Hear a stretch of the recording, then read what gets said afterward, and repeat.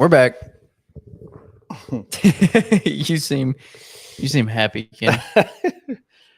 Well, listen, we'll chill and wait for some people to get in here. We said we would start at 1:30 Eastern time, which is 12:30 Memphis time, Central time. But we were ready, and let's go ahead and do it now.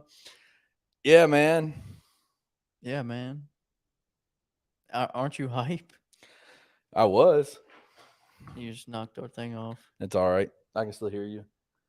We'll wait for some people to get in here. Let's see if anybody's even in here. Hey, listen, I know that there are people that are on Twitter that are just banging on the team right now. And each other going off. Our our comments, wherever you're watching this, I think it's on YouTube. Yeah. You can get in there. If you have any questions, if you want us to respond or react to anything, obviously we will censor some of the responses, but we're here. It is 1:30 in the morning here on the East Coast. Mm-hmm. Well, not East Coast. Not on the East Coast. But it's Eastern Standard Time. Yeah. Tigers lost, man. They did. Are we wanting to start now, or you wanting to wait? Yeah, let's go ahead and get started. It's 1:30. Yeah, we got a grand total of not that many people on here. I don't blame them. It's 12:30. It's late, and everybody's mad. All right. Well, let me get us in a quick intro, and we'll get in there.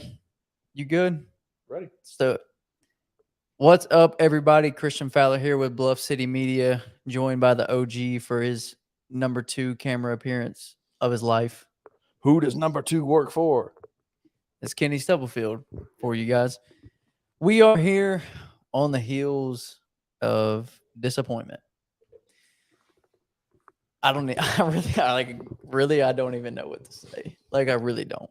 Yeah. This isn't, I mean, if you listen to what we had to say yesterday, this isn't what we were expecting, and not even a little bit. We weren't incorrect.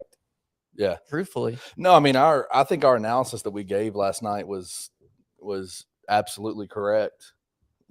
I mean, yeah, we said if they played like 75-80% of the way they played in Fort Worth, they would have no issues winning this game, even up to double digits. And even after the game, even after the loss, I believe that is the truth. Like, if they would have played the way they did last weekend, I don't think this would have been a big test. Like, truthfully, and I really am not trying to disrespect FAU. I know that's what I've been in the inverse of this situation. When you hear reporters talk about, we would have, like, the team that we cover would have won if X, Y, and Z, and they should have won, and they were the better team. And, sometimes it's overstated and annoying, but, like, truthfully, if Memphis would have played 75-80% of the way they played in Fort Worth, they win this game relatively easy. Like, truthfully, they were the more talented team.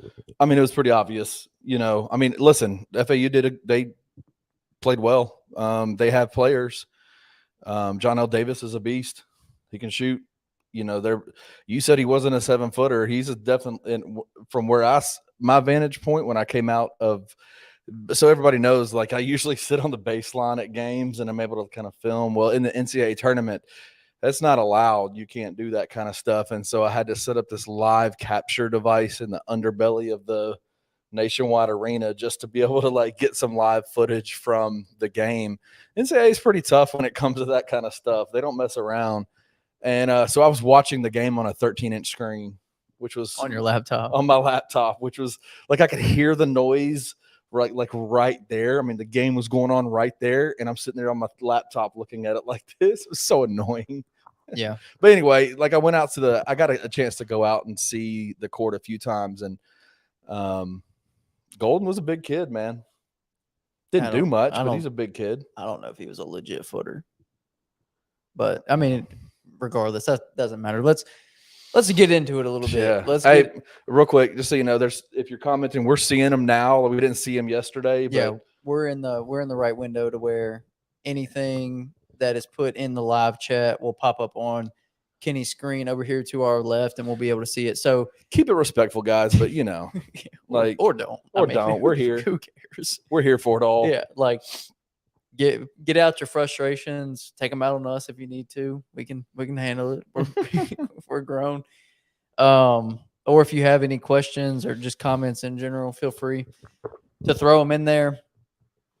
But I'll kind of give my 2 cents on the game. So Memphis did not start out hot in any way, shape, or form. They did not play well off the rip.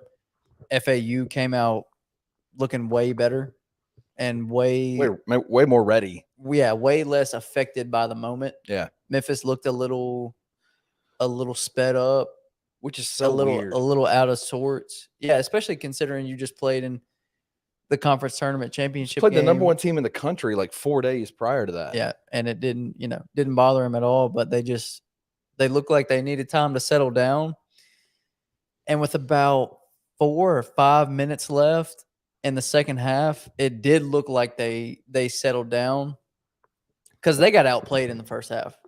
They got outplayed by FAU in the first half for the majority of it. And they go into halftime up by 4. I mean, DeAndre didn't play well in the first half. I think he had 2 points. Yeah. Kendrick had 12. Yeah. I don't even remember what the score was at halftime. 35-31. Yeah, that's right. Yeah. So Kendrick had 12 of the 35 at half. Elijah McCadden played a heck of a first half. I think he had 9 points. Yeah. But Memphis goes into the half, and just like a little inside baseball, I walk back to Kenny, and we're talking about the game a little bit before the second half starts, and I'm like, man, I feel like they're finna blow this game open. Like they just played a terrible half, and they're up by 4 points. Right. DeAndre had 2. Like there's no way he plays a half that bad again. It just felt like to me that Memphis finally got a little bit of rhythm towards the end of the half, and that they were gonna just blow it open. And I mean, they controlled the game most of the second half. Yeah. They led for most of the second half. I think they went up by as much as 7, 51-44 after Malcolm's dunk. Yeah. They went up by 7 with about 9 minutes left. And they just didn't cut the throat. Kind of played with their food a little bit, right? Yeah, they just didn't. They didn't put them away. They allowed them to hang around, and then mistakes. Allowing offensive rebounds, allowing 3-point shots. It's like they held FAU at bay, shooting all game until the last 2 minutes. They hit 2 threes, 2 big threes. John L. Davis hit 2 big threes. Nice looking shots too. Really good looking shots. And then let's just talk about the sequence at the end of the game. Yeah, man. Because it was brutal. It was brutal. I mean, you go up by 1 off of DeAndre's free throws, correct? Right. And then they get a stop. Yeah. They get the ball. Mm-hmm. Am I wrong? Am I wrong? Or they go, it's okay. I might be wrong. They either went up by 1 or they went up by 3. Maybe they went up by 3. FAU hit a basket. Memphis had the ball up by 1. Whatever. Regardless, they were up by 1 point with the ball with 33 seconds left, 34 seconds left, something like that. Kendrick Davis gets the ball in the inbounds, kind of throws it up. Kenny asked me on the way back to the hotel, was it as bad as Virginia? No, it wasn't as bad as Virginia. I mean, they had a timeout. They could have called a timeout. There's a lot of options that could have happened there. That was 5 seconds left in the game, that Kendrick Davis turnover. According to the play-by-play on ESPN. 5 seconds left? So they said, I'll kind of run you through 34 seconds left. DeAndre Williams offensive rebound on the tip. Elijah's 3. The tip in. Tip in. Foul on Golden. Kendrick Davis turnover with 5 seconds left. Brandon Weatherspoon still jump ball won by Florida Atlantic. Florida Atlantic timeout. Memphis timeout. That's not right. There wasn't a steal. They didn't get a steal. You said Brandon Weatherspoon got a steal with 5 seconds left. I guess he did get a steal from Kendrick. But then the foul, or not the foul, the jump ball. Well, the jump ball was right after that. Yeah, but I don't think it was 5 seconds when Kendrick turned. Whichever. Whatever, regardless. Doesn't matter. That doesn't matter in this situation. Anyway, I think everyone probably felt really confident when Memphis had the ball up by 1. Yeah. With what I presumed was Kendrick was going to get fouled. At some point in that possession was going to get fouled. Obviously, they go full court press. They trap. Yeah. I think Kendrick passed it to Alo. Alo passed it back to Kendrick maybe. Alo goes down the middle of the court. Kendrick gets trapped and kind of just throws it up. They get the steal. Mm-hmm. He's coming down the court. I think it was Weatherspoon coming down the court. Yeah. Kendrick gets in his way, knocks the ball out. Jaden Hardaway jumps on the ball. Calls timeout. He didn't call timeout. Alex and Kendrick. Alex and Kendrick. DeAndre. It was Alex and Kendrick were standing over the ball with Jaden holding the ball, calling timeout. They don't get the timeout. They call a jump ball. And, of course, with it being Memphis, the possession arrow is pointing FAU's way. That's when there was 5 seconds left on the clock. Inbounds play. Elijah McCadden, one-on-one coverage at the three-point line, guards the line well. He gets taken to the basket, layup, 2 seconds left. Memphis doesn't even get a shot off. And that's it. Brutality. Yeah, I think DeAndre talked about it in the post game, which will be up in a little bit. But DeAndre talked about it where they had in the huddle had talked about don't allow a layup. Don't allow layups, basically. Play off. Don't allow the layups. Well, not play off, just that they would rather allow a three than a layup. Well, that's what I'm saying. Don't jump at those pump fakes. Don't press up hard. That kind of stuff. Just play off a little bit. But and I think that's what kind of made everybody so mad at the end of that game was Elijah made a mistake. But I mean, obviously. What was the kid's name that made the shot? What was his layup? The layup, yeah. I'm not sure. Something. He was little, man. You had to have somebody clogging that lane. Yeah, I mean Elijah had a few inches on him. Yeah. But let's talk about where it all went downhill. Truthfully, man, what? So this team has played together all year. Mm-hmm. We haven't seen any explosions all year. We haven't had any drama all year that we had over the last couple of years that we've had to cover over the last couple of years all year long, the entire year. And with 4 or 5 minutes left in the biggest game of the entire year, Kendrick gets the ball. What even happened? What happened? Kendrick has the ball. He shoots a relatively deep three. I mean, when the ball goes up, I'm looking at the ball, so I don't know. And they did not show many replays. Right. That's why I'm so kind of off on what happened overall. Yeah, because they didn't show replays. Because they didn't show replays really in the arena, and I'm used to always seeing constant replays. Right. And they just didn't show any. So I don't know if he landed on the defender's foot. I don't know if he landed on the ground and twisted his ankle. I have no idea, but he was clearly down in a lot of pain. I mean, as soon as he hit the ground, he screamed. I think he smacked the floor. Eventually, FAU gets the ball, stop possession. Kendrick gets up, slams the ground. I mean, he's going to the bench screaming. You could hear him. I heard him on the court, we were sitting on the other side of the floor, and I could hear him screaming.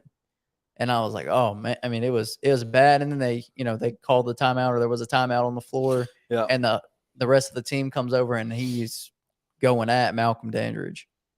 Straight at Malcolm Dandridge. Haven't seen anything like that in a while. Yeah, and then it just sparked a chain reaction of pissed offness. Everybody was pissed. Frank Haith was screaming, was pissed. And I think Alex and Jaden were, going at each other a little bit. It was just like a collapse in front of us. It was a wild scene on that bench as soon as it happened. I'm just looking around oh my goodness, that's it. They just fell apart. Yeah. And it's so hard in the emotional moment of a game to get that back on track. Yeah, that one felt like it. That moment. It's been described even in the locker room post game that it's just competitive guys being competitive, and that one felt a little different to me. We've seen that before, competitive guys being competitive. That one felt like that derailed the game. That conflict felt like it kind of derailed the game. I mean, they still had a chance to win at the end. 1,000%, yeah. But the mental, it felt like it just deeply impacted the mental. There was just a dark cloud over it from that point Yeah. on, because I'm not. It wasn't just Kendrick and Malcolm that got angry at each other. It was like it was like a literally like a chain reaction, just like boom, boom, boom down the line. Yeah. And that is so unfortunate, man. They have kept it together all year. Yeah. They've been a team all year, and we don't know. We don't know the situation. I No, mean, nobody it could knows. have been a competitive thing, but it just didn't. It didn't appear like it. Had just appeared like there was so much tension. Yeah. For the entire game, and then just like a rubber band, it just snapped with Well, only a few minutes left. You know what we've known about Penny over the last few years is that when he feels a certain way about players on his team or the attitude and the aura of his team, he is absolutely willing to call it out in the media. And he did it a lot last year. Has not done it this year, and has been very vocal about the love that he has for this team. And you know, like you've said from the beginning, like we've never seen anything like that level of tension. And so it would easily, like, we could easily chalk it up to this was just a competitive environment, that kind of deal, but it just felt a little different. It did. I'm just being honest. Like, it just felt a little different. And I know that it very clearly was something that was on the minds of players and coaches in the locker room after. It's definitely talked about. But somebody asked on the chat, and I wanted to get your thoughts on this. Does that situation, and even ultimately the loss of the game, tarnish The season legacy of KD in Memphis? That's a tough question. Penny was asked this after the game, and I don't know. I think Kendrick and Penny were both asked this actually.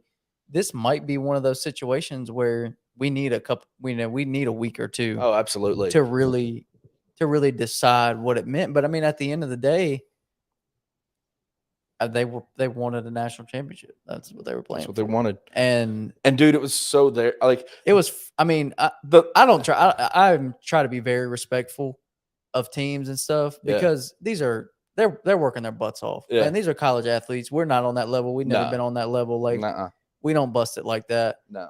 But the Sweet 16 was free, bro. It was right there, bro. The Sweet 16 was free.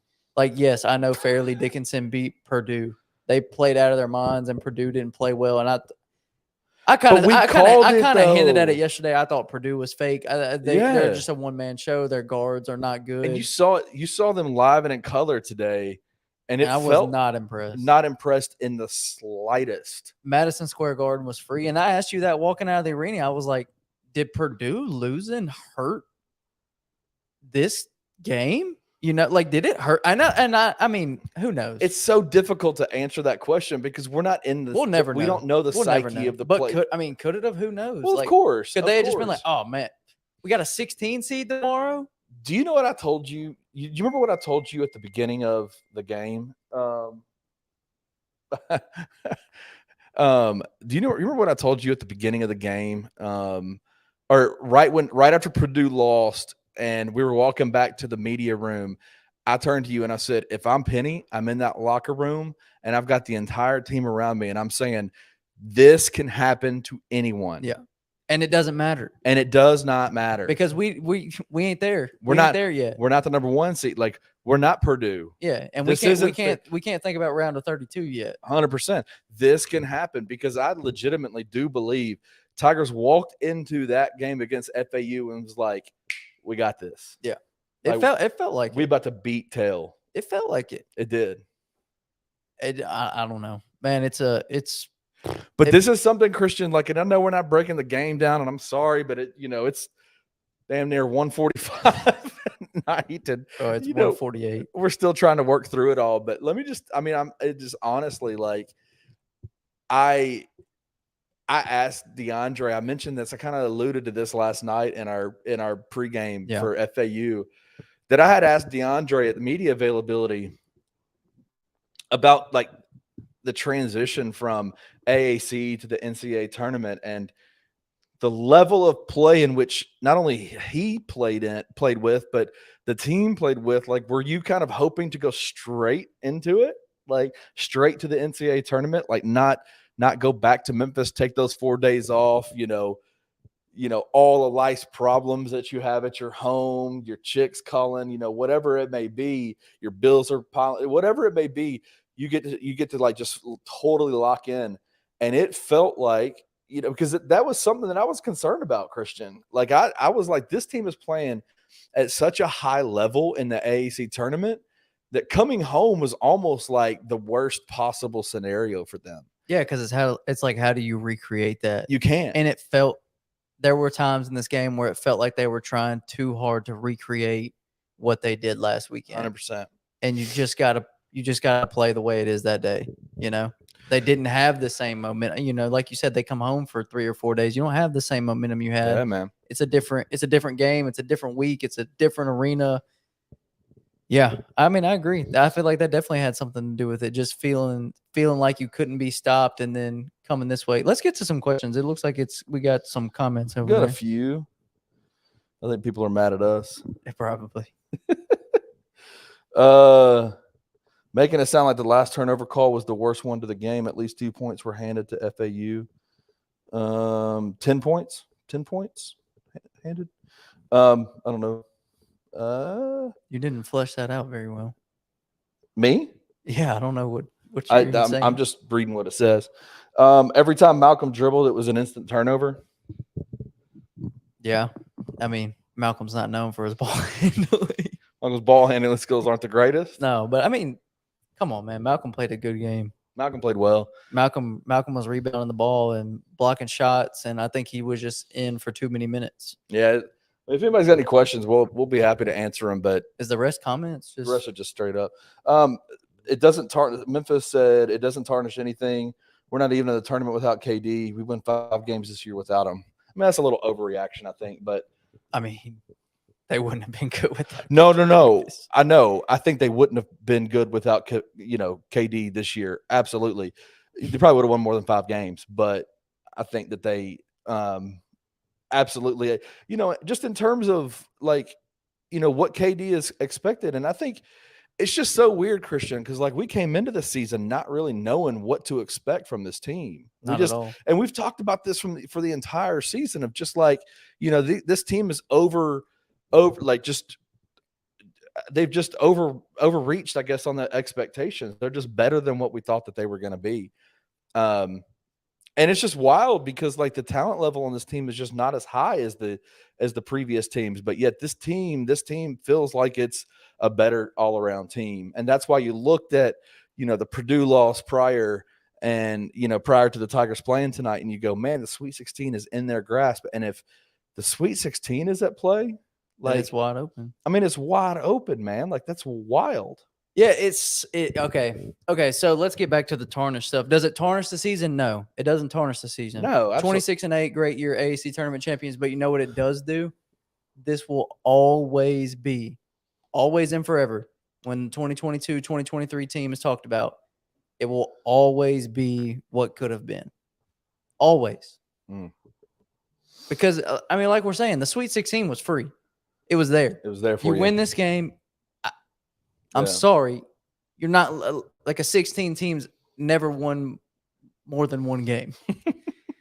It's just, I mean, did you see the odds say that you are going to win that game favorably. I mean, Purdue was a 22.5 point favorite. No, so this 100%. Will always be what could have been. Like what if?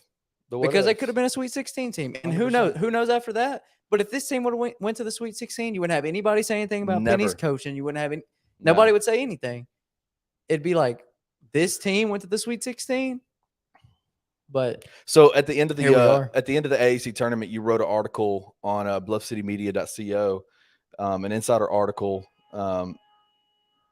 Hello, Columbus. Somebody's getting honked at out there. You wrote an insider article talking about the slander of Penny and how that needs to stop. Does this game change that for you? No, not at all. Like I said, you need some distance from this.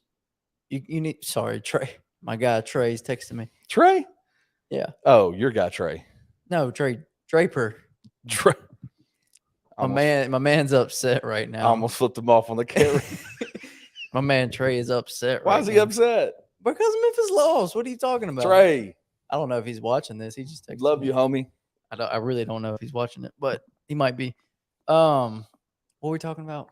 Penny's legacy Slander. from this year. Penny slander. I think Memphis fans are going to need a minute before they can talk about Penny, because as a fan of team, like, okay, so I'm a big Cowboys fan. Mostly everyone that listens to me knows that. Like, when the Cowboys lose a big game, I'm pissed off at everybody. Like, I'm pissed off at Dak. I'm pissed off at Mike tonight. I'm pissed off at Mike McCarthy. Like, I'm pissed off at the whole team. Mm-hmm. And you need some time to distance and be like, okay, whatever. It's just, it is what it is. And so tonight's probably not a good night for Memphis fans to talk about Penny Hardaway. But I just don't. I don't blame this game on coaching. No. I just don't. Like, No. could he have done things differently? Could have. Sure. Well, of course. Whatever. That's every game ever. Win, lose, draw, whatever. Right. But I just don't think this was on him. No. I don't think you can pin this loss on him. No, like, not even he didn't make Kendrick lose it. No. He didn't throw a bomb in the middle of the huddle and just say boom and let it, just let it go. Like, yes, could he have done things better in this game? Yes, but there's not a game Penny Hardaway's ever coached that he would tell you he couldn't have done something better. But do I believe he is the reason they lost this game? No. Right. I think the team just didn't play well. DeAndre didn't play well. Kendrick really didn't play well. The refs didn't play well. God, the refs. I know. Hey, listen, we don't want to be it's the refs' fault, but it's not the refs' fault, but they were bad. Damn, dude. I've never seen so many missed travel calls in my life. But yeah, it was tough. It was tough, and everybody deserves blame in a game like this. But no, I don't think this should reopen the door for Penny Hardaway to be slandered. A question on the board. Yeah, what you got? A question over here was someone asked concerned that that this Penny's tenure has been kind of marked by dysfunction a little bit. Yeah. And this year felt like a clean year. There's a little bit of concern on the board on the YouTube comments that this might be just a one-off year, and that's just kind of a part of Penny's MO as a coach, that there's going to be dysfunction. What are your thoughts on that? We'll see. Right. We'll see. Yep. You got some bigger recruits coming in next year. You've got young kids again. You've got exposure wise from a social media standpoint. You've got the biggest recruit of all time. Yes, LeBron James was more hyped. Mikey's not even like a top 15 player. He is a 5-star, but he's not a top 15 player. But as far as like exposure, right, just number wise exposure, you have the biggest high school star ever coming in next year. So it's like, I don't know Mikey personally. I don't know what his ego's like, but you know, when you got young high school kids that we've always talked about, like when they're brought up being the dude, how do they buy in? He said in post game, he was like, I think I might. It wasn't confirming anything or saying like this is what I'm going to do, but said, yeah, I think having a veteran laden team mixed with young guys, that might be the strategy. And we both agree that should be the strategy. That's how teams win national championships. Look at the teams that go the furthest in the tournament every year. They have veterans that have been there for 3 or 4 years and or been in college for 3 or 4 years. Now, I guess it's not at a school for 3 or 4 years anymore because no one stays at one school for that long. And that mixed with extremely talented freshmen. So, and would you say, I mean, there are some guys that have hit the transfer portal since conference tournaments that would definitely interest me. For the Tiger team next year. Oh yeah, we don't have to say names, but obviously Khalif Battle. That's your guy. Jameer Nelson Jr. Yeah, those guys would be awesome to have. What you got over there? Well, we're being asked if we actually read. Do we read the comments? And I'm like, we're trying. Brian Cruz, we're trying, homie. I got the computer right over here. What do you think of the tech that ended up making the difference in the game? The TCU do. Oh, okay, it's a different one. What do you think of the tech that ended up making the difference in the game?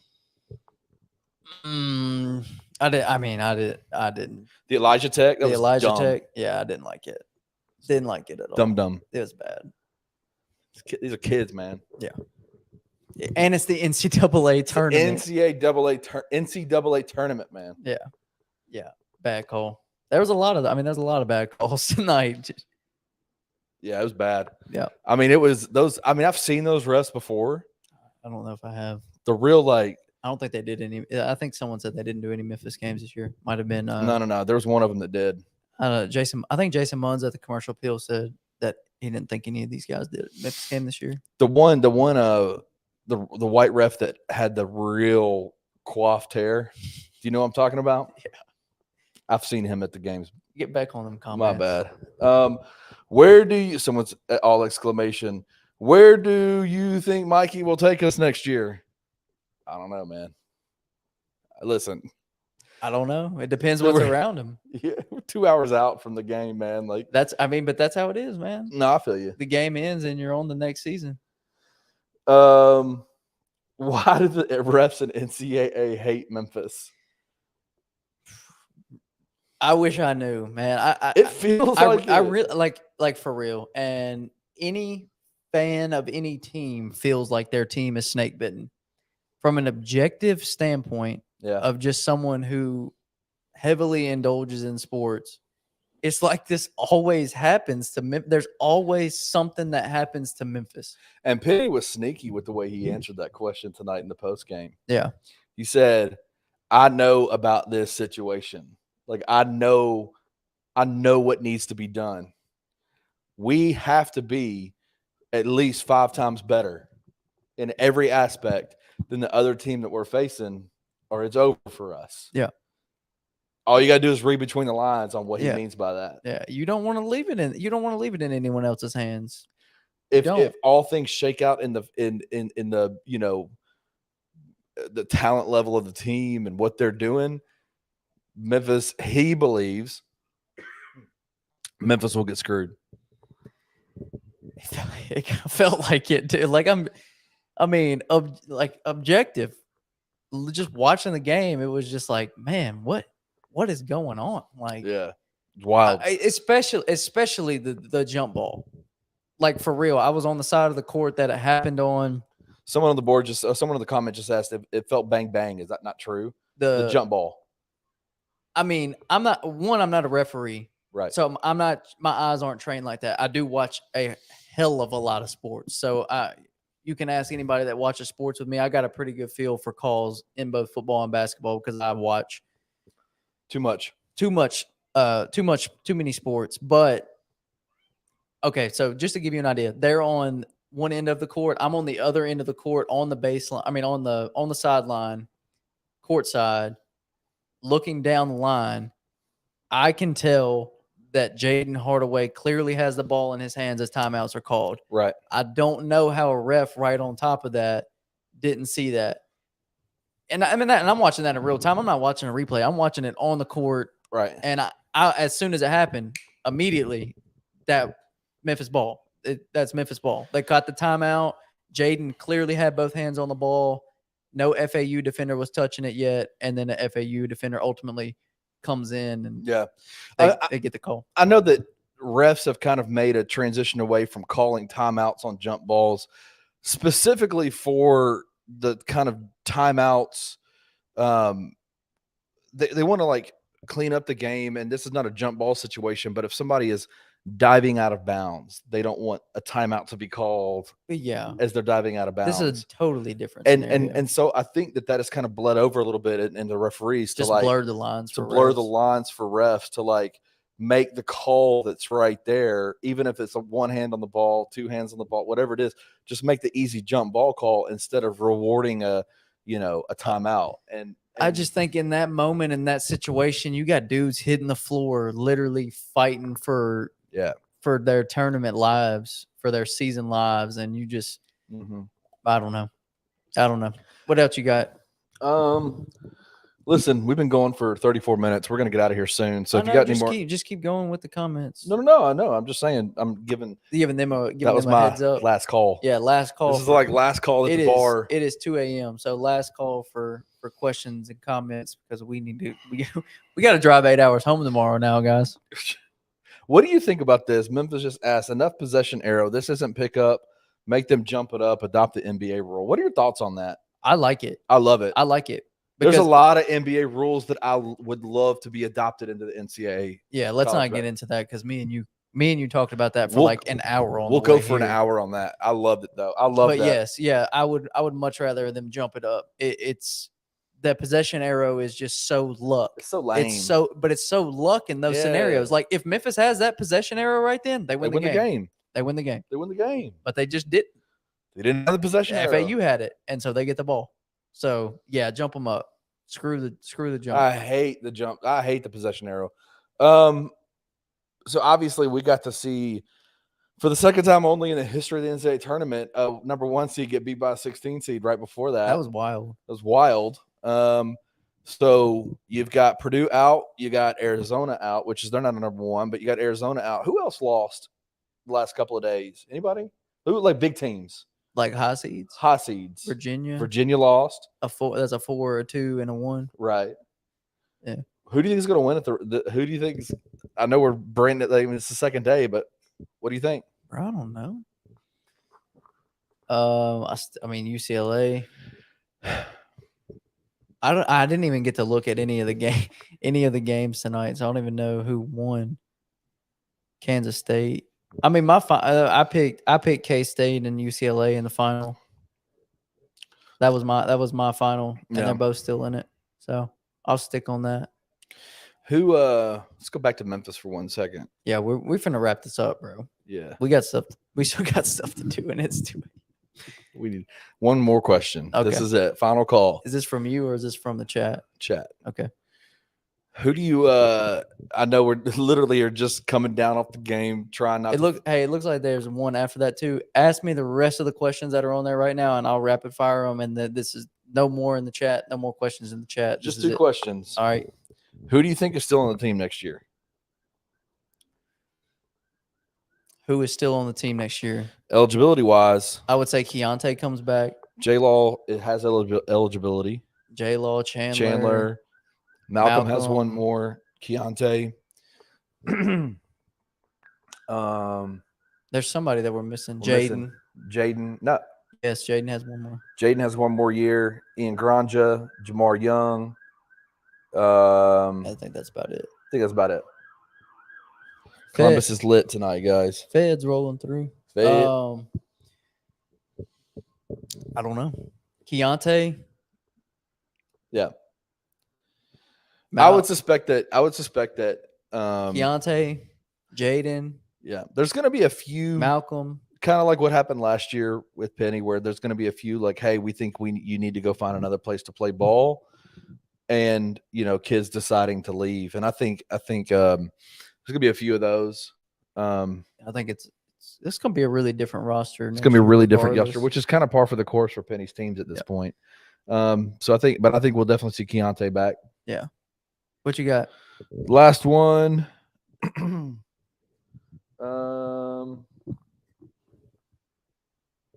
You asked this question a few minutes ago. Do you think the Purdue loss played a role? I mean, I don't know definitively, but I feel like it definitely could have. Like, if you're looking because you're paying attention as a team in the NCAA tournament, you're paying attention to your region and what's going on. I didn't see any TVs in the locker room tonight. You don't think they knew? I mean, I'm sure they knew. But they got phones, bro. What are you talking about? They got phones, bro. They knew. They got 2 phones. No. They knew. And they knew if they won this game, they would play a 16 seed. Right. So I will never be able to say definitively, but I think it definitely could have. I think it could have been like I'm saying, like, we're in the Sweet 16, like Sweet 16 is free. Right. And it wasn't. All right. Was there no more? Is that it? There is one more. All right, let's knock it out real quick. How does Malcolm have one more year of eligibility and Alo doesn't? They came in at the same time. They didn't come at the same time. Alex came in a year earlier. 2018, Alex. Malcolm came in 2019. Yep. So Malcolm is a senior and was redshirted. Alex is a 5th year. And Alex is a 5th year. Did Malcolm redshirt 2019 or he actually play? He actually played. He played. Yeah. So he's got one more year, a 5th year. Yeah, 5th year. The COVID year. Yeah. They did not come in the same year. Alex came in with Tyler. Right. Boom. And Antoine Jones. We done. Wrap it? Yeah, let's wrap it real quick. Okay, guys. We appreciate y'all for rocking with us at 1 a.m. y'all's time, 2 a.m. our time. sorry we can't be here longer giving coverage. Trust me, we wish we could be. We had plans for tomorrow with the off day, but those plans will not be coming to fruition. We'll be in the car for 8 hours tomorrow, heading back to Memphis. But no, we appreciate you guys for hanging out with us at this time for the weekend from last weekend. You guys are awesome. Love the support. And basketball season's over, so we're going to find creative ways to keep bringing you guys content, hanging out with y'all through these lives and whatever else, what other avenues. But follow us on Twitter, follow us on Instagram, subscribe on YouTube. Please subscribe on YouTube. Keep pumping them numbers up. You guys have been doing a great job. It fires Kenny up when y'all subscribe on YouTube. Head over to bluffcitymedia.co. Check out everything we got over there. Sign up as an insider. And with that being said, we'll see y'all on Wednesday with On the Bluff.